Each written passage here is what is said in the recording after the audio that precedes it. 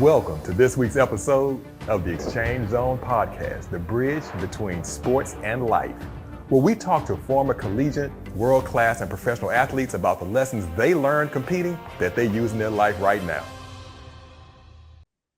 Hey, we want to welcome you back to the Xchange Zone podcast, the bridge between sports and life. You know what the Xchange Zone is. It's that area where this baton is passed from one teammate to the next. We do not want to hear this sound. When we drop the baton, we have become disqualified. When we disqualified, we can't even finish the race. Champions don't drop the baton. Today, I am so excited to have one of the brilliant minds in the world, not just in the sports industry, but just in the world. Lloyd Richards Jr. is here with us today. Lloyd, welcome to the Xchange Zone podcast. Thanks, James B. Thank you so much. It's great to be here, man, and I appreciate the opportunity to chat with you. Well, listen, man, we don't want to, your time is valuable. The people's time is valuable. We don't want to take up too much of their time. So let's just jump right into it, Lloyd. Tell us about your sports history, kind of where it started. What did you do? What is your favorite sport? Because we find out a lot of people who end up excelling in one sport or another, that may not even be their favorite sport. So tell us, just catch us up to Sure. about who Lloyd is. Absolutely. So I guess I got to go all the way back to, when I was a little guy. I got here from Jamaica, and when as a little kid growing up, I mean, soccer and cricket were the thing, obviously, where I came up. But as I came to the US, I really enjoyed football. My cousins played football, so I Mm-hmm. learned that sport pretty quickly. And then baseball, actually. I don't know if the cricket swinging the bat for cricket helped or what, but I ended up being pretty good at baseball, and never could shoot a basketball, man. I could play defense, but I was terrible at scoring.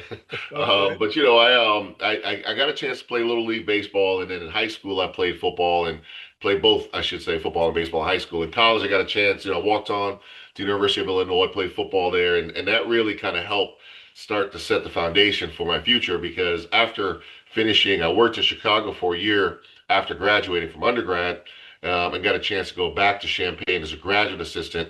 And that's where I, first of all, learned that there were opportunities outside of coaching in sports. That was the first step for me. But I got a chance to go back there as a grad assistant, and then from there went on to scout the NFL for a few years and Wow. returned to my alma mater, the University of Illinois, as the head of football operations. From there, went on to the NFL, switching now back to the operations side of things. Worked for the Houston Texans, which is probably where we at some point connected initially. Yeah. And then I stepped out of the NFL thing, man, and started doing events. I always had an inkling and a desire to do large scale citywide events. And I think, getting a chance to do that really kind of helped forge my path as far as, things again to lay ahead. But after working in sports, or I should say working in the NFL, worked on a variety of events, like I said, citywide events, Olympic formatted events, senior Olympic games, and some other events that are similar in nature. Um, so I did that for about 11 years, worked on some Super Bowls and some Final Fours before returning to the football world, specifically at the University of Maryland, where I was the head of football operations for a couple of years. Then I worked for 1 year with USA Lacrosse, so now stepped into the NGB space, which is kind of, again, citywide planning mixed in with sports. We had an organization bring their lacrosse league to the facility that I was overseeing. And so Athletes Unlimited, which I knew nothing about at the time, came to play, have their lacrosse league at our facility. After a year of working with them, when they're coming back for the second year, I got a chance to join the organization as the VP of sports operations. So I currently oversee, we have three sports now. We no longer operate lacrosse, but we operate basketball, softball, and volleyball. And so I oversee the sports operations kind of area, reporting to our COO, who oversees everything from a business and sports ops standpoint. But really, they wanted some senior leadership in the sports operations space, which is what I was able to bring to the sport. So, after being football primarily my entire career, and then getting a chance to dabble with some Final Four stuff and some Olympic formatted sports, I landed in a situation where, lacrosse was new to me when I started USA Lacrosse. And then now with Athletes Unlimited, basketball, softball, and volleyball, all women's sports, is kind of the realm that I'm operating in. The original question about my favorite sport, I guess having played football and baseball, I think football is just ingrained in me. The things that Yeah, come with that sport, the work that it takes to accomplish any goal in that sport, individually and as a team, yeah. probably have really set my base and my foundation. But I really love baseball, man. My son played baseball, got a chance to kind of coach him up through his young years, and he got a chance to be a lot better than I was. But when I played that sport, I really enjoyed it. So I would say for me, it's somewhere between those two sports. They're very unique. I had a quick story about that when I was in college. I had to make a decision on which sport I wanted to pursue because I thought I wanted to walk on and do something. And I thought about baseball, thought about football, and I felt like baseball is such a precision sport, and I didn't quite have my swing like I had it before. I didn't have the eye for the ball that I had. But I was like, well, football, I can get in the weight room and I can condition and I can just work hard and get myself back on the field. So I chose to go that way, even though I had a strong passion for baseball and maybe even at the time loved it a little more. But certainly, so I enjoy both of those sports quite a bit. Oh wow, you've covered a lot of ground there. A couple of areas I want to go, and I'm trying to decide which one I want to go first. Okay. Uh, you know what? Let's do this. Let's go. You talk about football and baseball. Are there any similarities between the sports? What about those that you like? They're both team oriented. They're both everybody's individually responsible for their role. Baseball is a game of failure. So what is it Yeah. about those two that bridge it for you, that tied for you? It's a good question. I think you probably hit the nail on the head. I think there's the level of I was never a track person or tennis, sports that I think of those as more individual. I know, I know. My apologies. More individual sports in nature, but I enjoy the team aspect. But I also enjoy the fact that you have to put your work in as the individual in order for the team to be successful.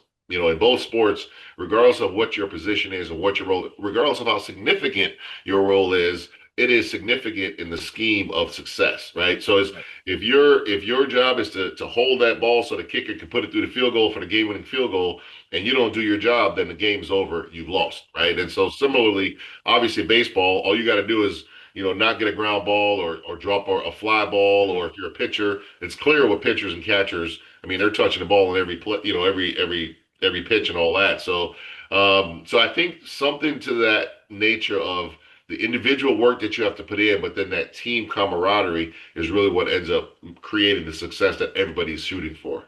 Okay. So then take that same philosophy, that same work, that same mindset. If you worked on Final Fours, Super Bowls, uh, big citywide, large scale events, what did you learn as a teammate, as a team member that helped you flourish and excel in these big events? And for people who don't know, they see game day, but Right. we Super Bowl starts at least 12 months before the event. If you're working Absolutely. Final Four, same thing. Those if you're working with NGBs, Yeah. national government bodies, for those large scale events, and Lord, you've been extremely successful in all of them. So what did you take from your days at Illinois, on the gridiron that helped you with Yeah. these other events? Well, I appreciate the kind words, by the way, and you were right there along with us with all of the things that you were doing. So don't sell yourself short on those. Bringing those things to the cities and obviously helping the success of them being executed. But yeah, I would say for me, it goes back to like you said with the Super Bowl and the amount of work that goes into that way prior before some people in that state, that community, that county, that city are even thinking about hosting and having it. The work's already begun. And Right. I think that's what it is for me, right? It's starting with the end result in mind and understanding what goal you're trying to achieve. What are we trying to get to, right? Once you've secured a large scale event like that, you want to be known as one of the best who have ever done it. Right. And so what you do is you're looking at best practices. You're going to the two Super Bowls prior to the one that you're hosting, and you're putting in that work so that when your opportunity comes, you've gathered as much information as you possibly can to then go ahead and implement that and execute. I think the thing that I also learned, it's about the people that you're around, right? And it's about as a when you're in the workforce, you're able to hire and bring people into your circle. Obviously, in some team settings, you're just put on a team and that's the team. But I've learned to either put yourself around or bring in people that are just really high level, motivated, high integrity, just top caliber individuals. Sometimes, when I'm doing searches, it's not always about the most talented, it's about the best fit. Right. And so I think understanding the importance of, the term team means the individuals that make up that group. So I think for me, the lessons that I've learned, in addition to the work that you've got to put in, the time that it takes, and the due diligence, is you've got to surround yourself with really good people, and obviously you've got to do the best you can and learn from others. Sometimes people let ego and pride get in the way. I mean, the NFL is a copycat league. People always kind of use that term, and there's a reason for that. If something works well, make somebody else stop it. Right. And so Right. you obviously want to bring in your innovation and your creativity and put your stamp on things, but definitely make sure to learn from. I think it's important to learn from the best lessons of others, not just their mistakes, but best practices, I should say.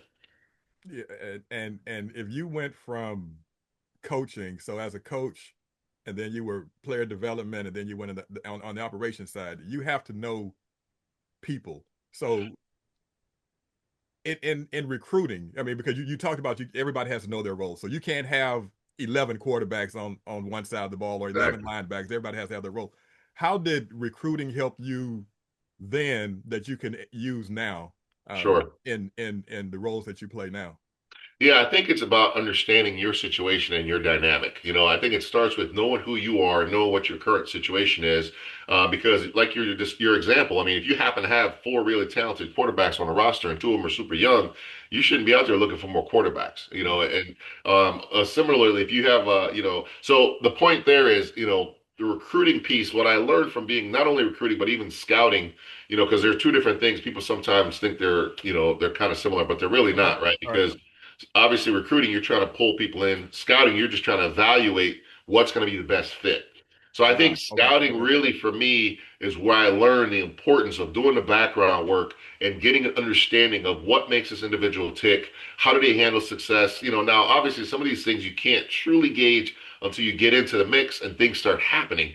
But you can find out. You can ask certain questions. You can tell from stories and things of that nature. So I think in my years of scouting and just going out into communities and talking to people and getting a sense of how these athletes take not just what they did on the field, because everybody, I consider, like, when you're looking at film, that's the resume, right? And everybody can see the resume, but it's what's happening off the camera, it's what's Yeah. happening off the field that's really important. So I think, again, with recruiting, when you're talking about recruiting high school kids or even in the NFL when you're recruiting free agents, it's about finding out as much as you can about the individuals, but more importantly, how well they fit with your team, with the culture that you've created or that you're trying to build. So I think those are some of the big lessons that I took from those areas. And I guess that same preparation that you use to scout and recruit, I get you still use that now. Oh, absolutely, absolutely, and I mean, even and I don't mean to be one of those like former jocks that takes all the things and the lessons from sports and apply them, but I'm one of them former jocks that takes all the lessons I've learned from sport and I apply them. Yeah, yeah, I yeah, mean, as a having seen the likes of Tony Dungy and some of these like these high level NFL coaches, how they organize, how they communicate, how they move through the day, how they move through a season, how they move through a game. I feel like I've tried to take some of those lessons in how I interact with folks. And I think, the biggest thing that I observed from seeing these guys, man, is just how well they worked with people and how well they made everybody feel like they're part of what's happening. yeah. How well they made sure that the ownership felt like they were, where they were supposed to be, the GM, the head coach, the AD, if it's a collegiate level. And then it starts going down to the staff, how they treated me, how they treated their coaches, how they treated obviously the players and then the rest of the staff. And so that those lessons for me, definitely are things that I've taken that I'm still using today, and everything that I'm doing. Well, that's why we kind of started this podcast, because when people think jockheads, they just think jockheads, and you're just on the field, on the court, on the course, in the pool, whatever that is. And then when people think leaders, they just think they're boardroom, corporate. But I'm like, no, there's too many similarities Yeah. that you can take. So I think a lot of people now are hiring former athletes because of some of the things that you just said. The Yeah. ability to work with teams, the ability to analyze, the ability to adjust, the ability to be coached, the ability Yeah. to under and compete, Yeah. discipline. And speaking of, so when you were playing football, we know what the it's man trying to move man. That was Right. the that was your goal. What drives you now? What motivates you now? Yeah. Wow, that's a big question. I'm a family man, so obviously, as a professional, my goal is to stay employed so I can take care of my beautiful kids, and now my beautiful wife and everybody, family wise.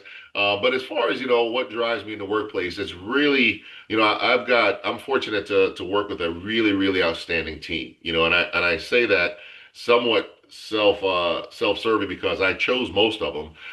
But just because I chose them doesn't mean that they're going to be successful. I Right. work my butt off to make sure that they have what they need. I tell the little catchphrase that I use with my team is that my job is to provide the resources you need to be successful and to remove the roadblocks that can prevent you from being successful. Wow. That's it. I Now keep it slow super that down. simple. Say that again. Somebody needs to write that one down. As Man, a I keep it leader, super simple. repeat that with I think the young people say that for the people in the back. Say that one more time for us. Listen, man, I keep it super simple. My job is to provide you the resources you need to be successful and to remove the roadblocks that will prevent you from being successful. Those are the two things that I try to do for them because sometimes you have one, not the other. I can't just remove roadblocks and not give you the tools. And I can't just give you what you need and not clear a path or at least make sure you have a direction of how to get there. Right. And so, but what drives me now is it's really my team. It's Okay. it's uh, it's trying to make sure that we're bringing the right people into the mix. We have a pretty significant task ahead of us with what we do each season. We oversee three different sports, like I mentioned previously, with a basketball season that's in one city. This past year, we did volleyball in two different cities. And last season, our softball season was in 12 different cities. And this upcoming year, we're going to be in, I think, nine. Wow. But it's a pretty significant operation, and having we add a ton of staff for the actual softball season. So the point of me saying all of that is it starts with my team. My team as the operations group. We're the core to everything that you see on the field as far as making sure we have the equipment. We oversee medical. And then all of the travel and logistics of the movement of the actual players, the housing, the flights, the buses, the rental cars, the meals, all of that falls under me. We used to have athlete experience, an area for us outsourced to a partner agency, and now that's coming in house and going to be on Wow. my under my team as well. So anything that touches the athletes now, besides the recruiting and the signing of the contracts, anything beyond that, onboarding and everything beyond that, orientation, media day, everything else that we do, we organize on my team. So what drives me is one, that's a lot. I mean, and I'm not even going, it's a lot of moving It's a parts and lot. it's a lot happening. But it's a lot of also trust, and I feel like our leadership has really bestowed me with a lot of trust. Very collaborative. Obviously I'm not by myself. I stay very close and tightly knit to my boss. But I have a team that started of three people when I got there, and now we're almost at 17. And so it's a significantly larger group. And with that, just each year comes more challenges for me. It continues to require more growth, more discipline, and more energy, more enthusiasm. I can't just say something in a meeting and be done with it. I've got to show the follow through that I expect from them. I've got to show the resilience when things aren't going well, and the positivity that I expect from them. So I think what drives me now, man, is just trying to be there for my team and giving them what they need. And then also making sure that, the last thing I'll say is I shield them when there's an issue and I make sure they get all the praise when everything goes well. Wow. So those are the things that I try to do for them. That that that that's great. And you've mentioned a couple of things. Shield them, give them accolades. You talked about removing roadblocks, giving them tools. Is there anything else you do? Uh, because as you're growing this team, if you've gone from three to 17, it's five times what it was. How do you establish the culture? How do Yep. you establish trust? What are a couple of things you did outside of you mentioned those, again, removing Right. roadblocks, giving them tools, giving them praise when they deserve it, shielding them from Yeah. the darts that are thrown. But anything else that you can share with us that helps you build the culture, instill the culture, build trust? Yeah, I try to be consistent, man. I try to be Okay. consistent. I try to be transparent. And then, I had, as you and I worked together on some things. I think when I was had my LLC, and I had what I call my foundational five. Okay. And these five things I talk about with my team, and these are the things that I try to act out every day. But it starts with integrity.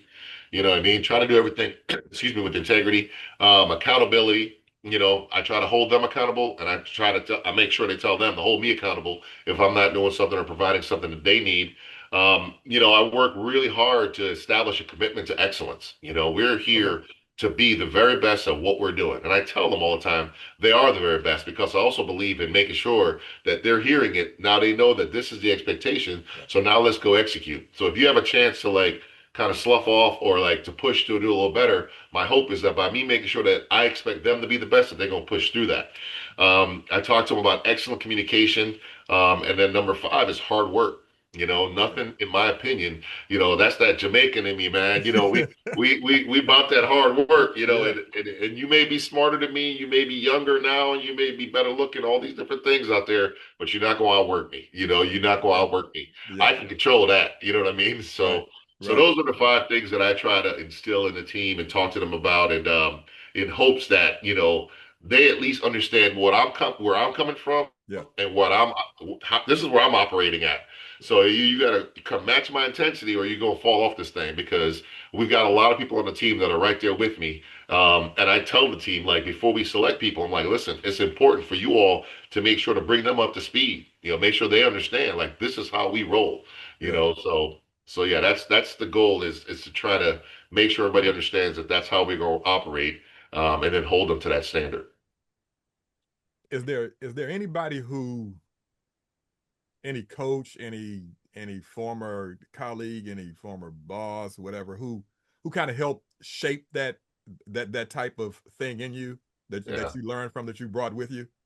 It's a good question, and I think a lot of the coaches that I've been around, I've taken something from, and I've had one or two that I've taken some things from that I'll never do. Because Yes, yes, yes, sometimes yes, yes. that can be just as valuable. But I'll say, for me as a young guy to come into the NFL and get an opportunity to work under Tony Dungy, was pretty significant. Okay. And he was a coach that that everybody kind of from the outside everybody, and he knew he was very calm demeanor and, very spiritual and religious and just, and had this way about him. But the thing is, behind the scenes, he was so cool and just down to earth and just Wow. hilarious. I mean, he went to Minnesota, I went to Illinois, man. So every time Illinois would lose to Minnesota, I would hear about it. You know what I Yeah. mean? And here I was, this little entry level scout. In the scheme of his world at the time, I was a nobody, but he never made me feel that way. And Wow.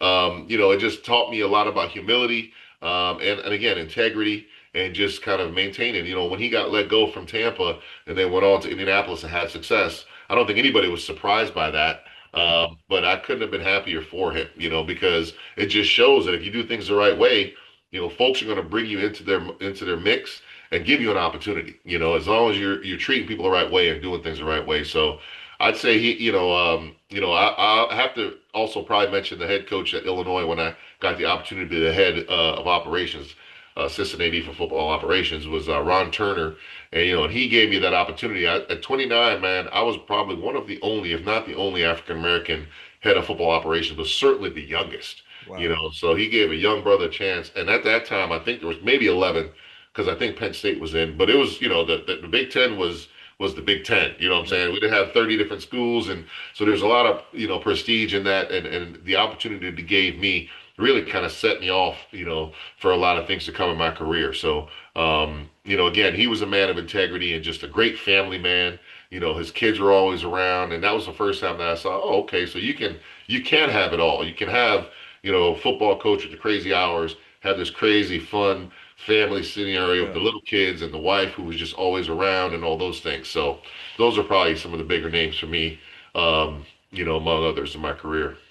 Nice, nice, nice. Now you talked about sports growing up, and we're not as young as we used to be. That's right. A couple things are undefeated, and Father Time is at the top of that list. Oh yeah. So, what do you do to remain competitive these days? What are some things that how do you scratch your competitive itch?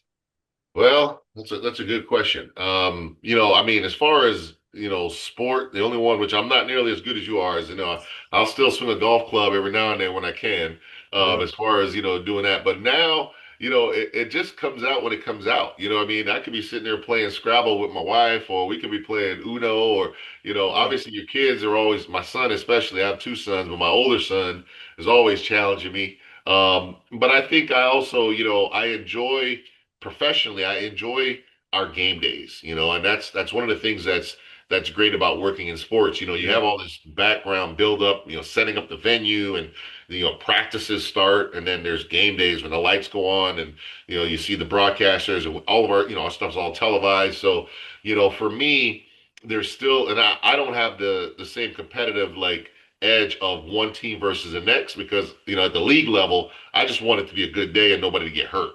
right, And right, but obviously, just seeing the on court or on field performances, seeing the athletes happy, yeah, as an operations person, I've always had that sense of gratification that I think is equal to what coaches feel when they have a win on game day.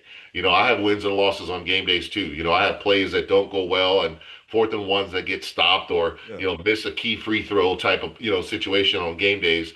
Mine might be something that's obviously more related to housekeeping, or how security didn't handle an area as well as they should have, or yeah, my team not operating the way that they are capable of. So I think for me, I channel that intense competitive nature into the execution of our preparation and our events. yeah, Event definitely, execution. definitely. Nothing like the lights. You're not on the field, but it's still Exactly. that'll get you going a little bit. Okay, you talked Absolutely. about fourth and one not working or a struggle. So what do you do when things aren't going perfectly? What are some tips you can give us to help us win? Because everything is not going to be, especially if you're doing events, Correct. everything is not going to be perfect. Yeah. How do you overcome that, or what do you do to get yourself going when Yeah. when things aren't going the way you ideally plan them? It's a great question. And I definitely ran into some adversity this summer, and found myself not performing, even for me, after 30 something years of being in this. I felt like I dropped the ball on something that I could have handled better. But I would say, it starts with being self aware. Yeah, It starts with, obviously in your preparation, you always have to have contingencies, and knowing that you have to prepare for the unexpected, which is kind of an oxymoron. But you do. You have to prepare for the unexpected, and not a matter of if, but a matter of when something's going to go wrong. But I think it's really important to know who to go to, and those kind of things when you're in the event management world, because that's going to be the key, right? The key is not going to be what can you do to solve it, but it's who are you going to get a hold of, or who are you going to communicate with, yeah, or who all is going to be in the communication channel. If you're having like a weather delay or something, something's going awry with the event or the game day itself. yeah, So I think it kind of starts there for me, is just having good self-awareness, knowing if something maybe that is not being done exactly the way you want it to be done, can just be, can you let that slide, and then maybe talk to your the subordinate or the person that's doing it later, because that's something that I have not always been good at. Sometimes when I see something, I'm trying to get it addressed right now, and that's not always the best time, okay, especially if your blood's a little hot and you're a little annoyed, or if the days are, somebody already chewed you out for something else that you had no control over. yeah, So you have to be self-aware, and you have to be consistent. I said that before, in the way that you treat people, and obviously, again, we're all human beings, so we're not always perfect. Um, I had a situation where I spoke to a young lady, one of my directors, about something, just me one on one with her, no screaming, no yelling, nothing crazy. But it was at the end of a very long day, probably like 1 or 2 in the morning. And I was sitting in the rental in my car, and she was kind of standing there because she had just came out of a building. We spoke for a while, and it just wasn't the right time. The message was on point. What I had to say needed to be said, but I should have just caught myself and say, you know what, let everybody go home, get some sleep, get themselves rested, yeah, and wait to have that conversation at a time where it's going to be better received, and not going to come across as insensitive, and inconsiderate. So those are the lessons I think for me, is about being self-aware, and just being ready to pivot and being flexible with how you manage whenever there is a problem. love it, love it, love it. Listen, I have a couple of questions, and we're gonna get out of here. Okay. What what what one word, a couple of words that can describe how sports shaped you? Whew. Man, One word or a couple words to describe how sports safe. I would say the couple words that come to mind, um, or the thought that comes to mind is that you get what you put in. You know, you get what you put in. Yeah, You know, yeah. and the thing that's unique about sports is there's, and I guess the other thing that kind of goes with that is there's no guarantees. You know, so No, I mean, I hate yeah, to. That's a lot of words, but I don't yeah, want to, because some people say, oh, if I'm gonna get what I put in, I'm gonna put it all in, and it's gonna be like that's gonna yeah. guarantee success. No, Right, it right, ain't. It ain't. right, You can be the right. strongest, fastest, smartest, and somebody else could just have a better day. You know what I mean? So Yeah, there's no guarantees. But I will say, I feel like it does certainly put you in a better position to be successful. And then right. if you give it all of that and you don't achieve the success you hope to, you can at least walk away with your head held up high, Yeah, knowing that you left it all on the field or on the court, as they say. yeah, So yeah, yeah. Okay, that's good. I think somebody said you can plan a picnic, but you can't predict the weather. exactly, Uh, exactly. yeah. One last thing. What is one mantra or a creed or something that you live by? What is a mantra or creed that you live by? Yeah, it's the cliche that they may not remember what you said, but they'll never forget the way you make them feel. Okay. I'm a big emotional intelligence guy, and I want, like when I see you, I see the smile that come on your face, and I know that's from our previous interaction. When you Yeah. smile, you're a smiling guy. I mean, you're a happy guy as it is, but you know what I'm trying to say. Yeah. There's a reaction that we have when we see people that really move them, and Right. so my goal, man, in every interaction, and I've tried to do this at a very young age, is learn. I saw that quote and it really obviously stuck with me and resonated with me because if you really let that sink and realize that people they're gonna listen to you, but they're not gonna remember what you said. I do But make a year from now, 2 years from now, they remember how you made them feel. yeah. If you made them laugh, if you made them feel confident in you, they made them feel safe. If you made it, whatever it is that you're responsible for in that moment, if your confidence in what you were teaching came out because they're like, oh, this person knows what he's doing, they're going to remember that the next time they see you, and they're going to come to you if that's the level, that's the relationship it is. So I think that I think that's a really big one. Because so like I said, if I had to pick one, I'd probably lead with that one. That's a good one. But Lord, look, man, we could talk all day, Absolutely. but I've thoroughly enjoyed this. I've taken some notes. I appreciate the things you shared. Always enjoyed the conversation we have together. We appreciate your time in the Thank you, man. exchange zone. Is there anything that you want to share with us that we may not have covered?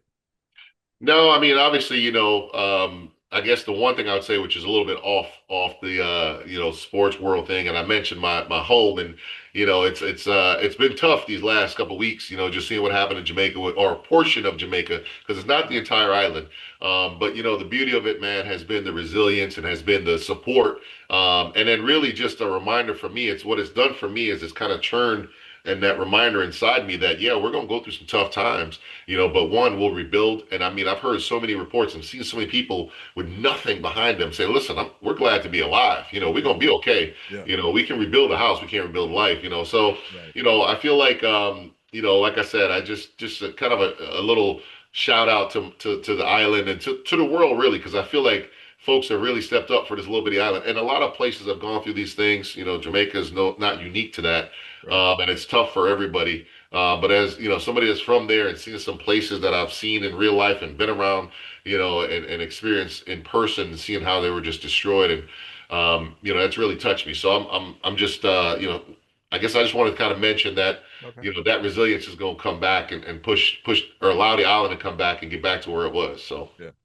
Yeah. Thank you for that, and shout out to everybody who cares about people. yeah, Let's keep it yeah, care about people. absolutely, So great way to listen, say it. thank you, man, for coming to the exchange. Don't remember, champions don't drop the baton. Until next time, we want you to stay connected. Lord, appreciate it. We will talk to you soon. All Keep up right, the my good man. work. Thank you. Appreciate you. Take care.